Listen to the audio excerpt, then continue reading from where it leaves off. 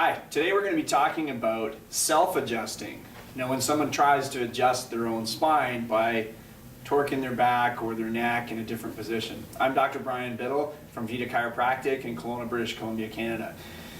What it comes down to is that it all has to do with why are you getting adjusted in the first place. All right? If all we're doing is moving bones to try to relieve some pain, well then self-adjusting wouldn't seem like that bad a thing.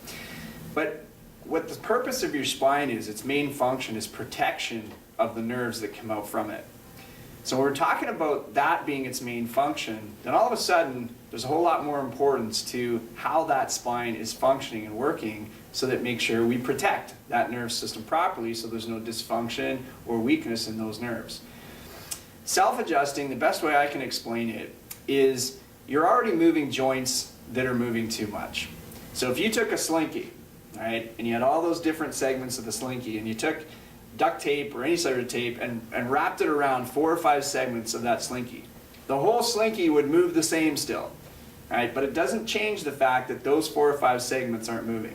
So when someone's self-adjusting, taking their neck or their low back and adjusting themselves, what happens is you're just moving the segments that are moving too much already, right? So you're reinforcing whatever posture habit is already there. So if it's a bad posture habit, you're just reinforcing that. You're reinforcing the subluxation pattern or the aberrant pattern that's already there, right? So what we do as chiropractors, postural corrective chiropractors, is we're influencing that very segment in your spine that is putting pressure on that nerve or interfering with that nerve's function.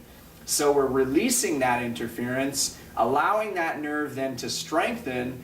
Then whatever tissue that nerve supplies is also able to strengthen. And we know that disease develops in weak tissue, so if we're able to strengthen a tissue because of increased nerve supply, then guess what? We're able to decrease the likelihood and prevent disease. So that's why it's important to be adjusted by someone who has an x-ray, understands exactly what needs to happen in the spine in order to adjust, how that posture needs to change, and the very specific segments that need to be adjusted in order to improve that nerve function and remove subluxation. Hope this helps you understand why not to self-adjust.